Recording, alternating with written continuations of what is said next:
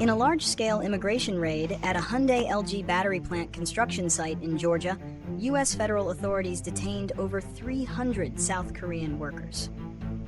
The operation was part of a months-long investigation into illegal employment practices, with officials alleging the workers were in the U.S. illegally or working without proper authorization on tourist or business visas.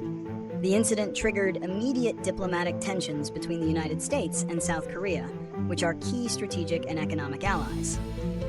Following swift and high-level negotiations, the South Korean government announced that a deal had been reached with the U.S. to allow the detained workers to voluntarily return home, averting a more severe diplomatic crisis.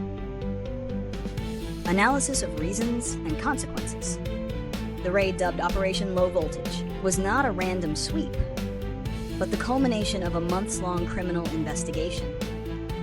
The primary reason for the detentions was the alleged violation of U.S. immigration and labor laws.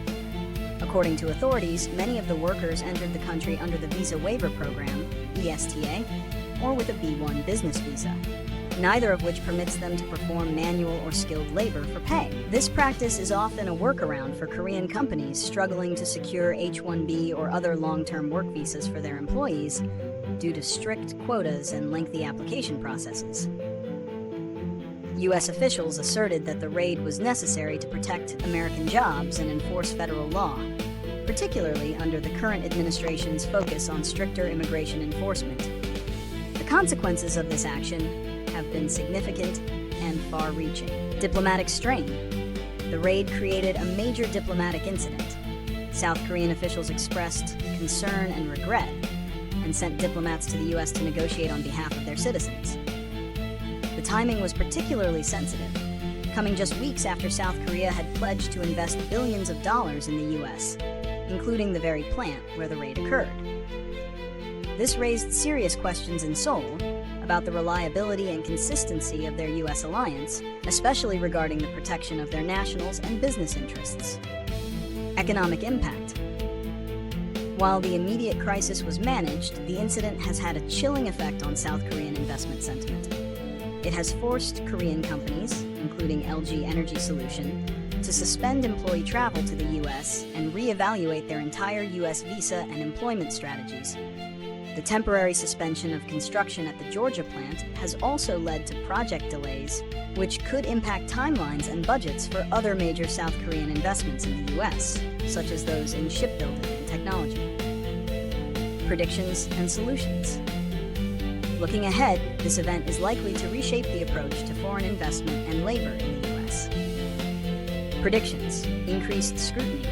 U.S. federal and state authorities will likely increase their scrutiny of foreign companies' hiring and visa practices, especially for large-scale construction or manufacturing projects.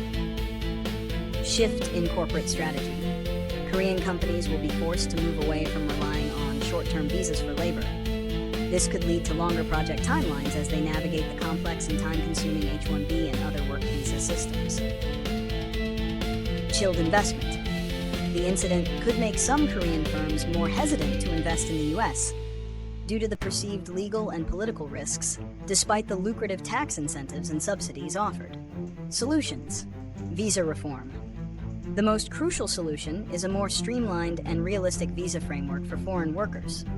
The current system, with its low H-1B quotas and lottery-based selection, is not suited to the urgent, on-the-ground needs of large-scale, high-tech construction projects.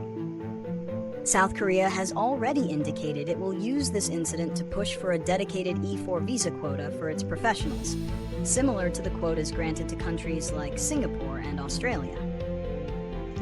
Enhanced intergovernmental communication. Both the U.S. and South Korean governments need to establish better channels for communication and coordination to prevent similar misunderstandings. Proactive dialogue about immigration policies and corporate needs can help avoid situations where enforcement actions unexpectedly threaten diplomatic and economic partnerships. Corporate compliance. South Korean firms and their contractors must overhaul their internal compliance systems. This includes educating employees on visa regulations, working exclusively with vetted staffing agencies, and dedicating resources to navigate the legal visa application process, even if it is slow. U.S. workforce development. A long-term solution involves the U.S. investing in its own workforce to fill the skilled labor gaps that foreign companies often cite as a reason for bringing in workers from overseas. By training American workers in specialized fields like EV battery manufacturing, the U.S. can reduce reliance on foreign labor.